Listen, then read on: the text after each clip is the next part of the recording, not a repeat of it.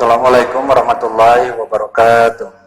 Alhamdulillahirabbil alamin. Segala puja dan puji syukur kita panjatkan kehadirat Allah Subhanahu wa taala. Selawat beriring salam mari kita sampaikan kepada junjungan kita baginda Rasulullah sallallahu alaihi wasallam. Allahumma sholli ala Muhammad wa ala ali Muhammad. Rabbi shrah li sadri wa yassir li amri wahlul 'uqdatam min lisani yafqahu qawli. Rabbana zalamna anfusana wa illam taghfir lana wa tarhamna lanakunanna minal khosirin. Kita lanjutkan kajian kita pada sore hari ini. Kita lihat di Al-Qur'annya begitu penting kita bersolawat kepada baginda Rasulullah sallallahu alaihi wasallam. Karena beliau adalah salah satu nabi yang dimuliakan oleh Allah sampai akhir hayat, sampai dunia ini nanti tidak ada lagi selama-lamanya. Karena apa? Karena akhlak beliau yang sungguh luar biasa. Makanya apapun hal yang dilakukan oleh baginda Rasulullah sallallahu alaihi wasallam patut kita contoh sebagai pengikutnya dan kita aplikasikan dalam kehidupan kita sehari-hari. Mana perintahnya yang Allah tegas, yang Allah suruh kita untuk kita selalu berselawat kepada baginda Rasulullah sallallahu alaihi wasallam. Kita lihat suratnya di surat Al-Ahzab, surat yang ke-33, ayatnya yang ke-56. A'udzubillahi minasyaitonir rajim. Bismillahirrahmanirrahim. Innallaha wa malaikatahu yusalluna 'alan nabi ya ayyuhalladzina amanu sallu 'alaihi wa sallimu taslima. Shadaqallahul azim.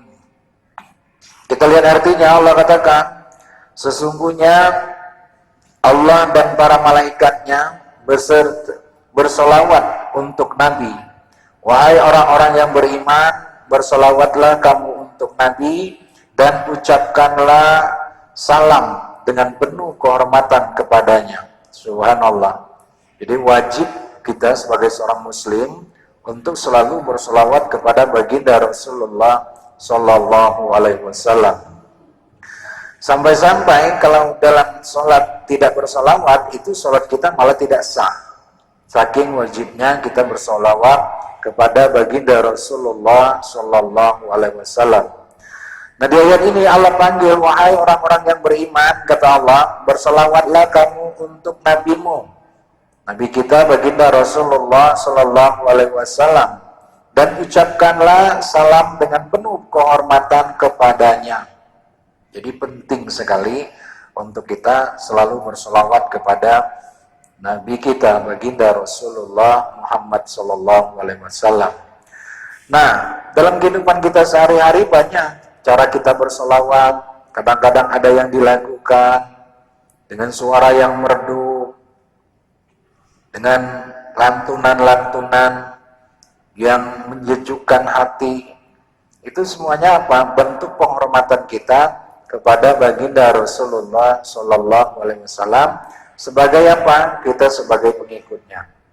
Ada sholawat yang dinyanyikan oleh para penyanyi yang begitu merdunya. Karena itu apa? Bentuk salah satu penghormatan kita.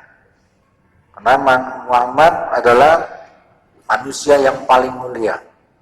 Sampai-sampai kalau kita tidak bersolawat, kita boleh dikatakan orang yang gak menjadi pengikutnya. Macam-macam salawat dalam kehidupan kita sehari-hari. Salatullah, salamullah, ala toha rasulillah. Salatullah, salamullah, ala yasin habibillah. Nah, lantunan-lantunan ini apa? Bentuk penghargaan kita. Begitu wajibnya kita sebagai orang-orang yang beriman untuk selalu bersolawat kepada baginda Rasulullah Sallallahu Alaihi Wasallam. Kemudian kita lihat di ayat selanjutnya, di ayat yang ke-57-nya kata Allah, A'udzubillahi minasyaitonirrajim. Innallazina yu'zunallah wa rasulahu la'anahumullahu fid dunya wal akhirah wa adda lahum azaban muhina. Sungguhnya terhadap orang-orang yang menyakiti Allah dan Rasulnya, Allah akan melaknatnya di dunia dan di akhirat dan menyediakan azab yang menghinakan bagi mereka. Subhanallah. Orang yang menyakiti Allah artinya apa? Orang yang ingkar kepada Allah, orang yang menentang ajaran-ajaran Allah, itu kata Allah nanti akan aku azab mereka. Nah begitu juga dengan Rasul, orang yang menyakiti Rasul itu juga sama, nanti mereka juga akan diazab oleh Allah dunia maupun akhirat. Nah di ayat lain Allah katakan juga bahwa jangankan Allah, jangankan Rasul, menyakiti hati orang yang beriman saja nanti Allah akan azab. Begitu mulianya orang yang dekat dengan Allah itu. Allah langsung yang melindungi mereka. Rasul Allah langsung yang melindungi mereka. Orang-orang yang beriman juga sama. Allah langsung juga yang memprotek mereka. Tapi jangan salah. Kalau kita lihat dalam kehidupan sehari-hari, kenapa baginda Rasulullah SAW Allah muliakan? Karena ibadahnya kepada Allah, karena ujian yang Allah berikan kepada mereka, mereka sanggup untuk terhindar dari itu semuanya, diselamatkan oleh Allah. Subhanallah, dalam satu cerita baginda Rasulullah SAW selalu dihina, dicaci maki, diludahi, dianggap membawa ajaran-ajaran baru, tapi dengan kesabaran beliau, dengan ketekunan beliau untuk menyampaikan risalah-risalah Allah, sehingga apa? Namanya melambung sampai saat ini dan seterusnya. Nah, begitu juga kepada kita semuanya dalam kehidupan kita sehari-hari. Kita sebagai seorang yang beriman, ketika kita diuji oleh Allah, kita harus kuatkan. Sebab apa? Untuk orang yang beriman, ketika dia diuji oleh Allah, nanti dia akan menaik harkat dan derajatnya. Tapi untuk orang yang kafir, bukan ujian buat mereka, azab. Sebab azab Allah itu bisa di dunia, bisa dua-duanya. Di dunia juga dapat, di akhirat juga pasti nanti. Bersyukur kita, Allah gerakkan hati kita untuk selalu apa?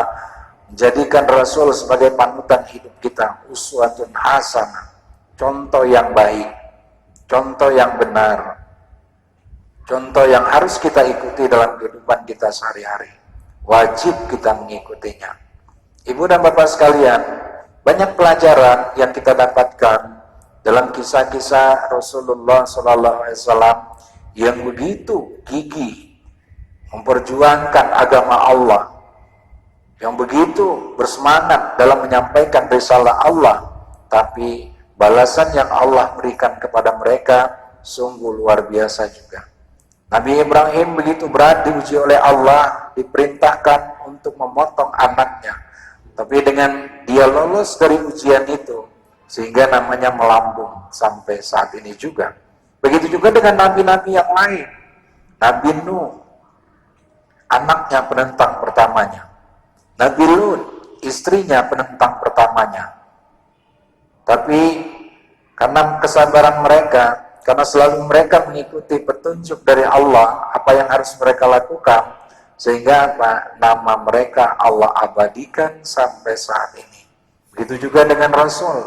Kalau kita lihat, mulai dari kecil, Rasul sudah ditinggal oleh ayahnya sebelum dia lahir.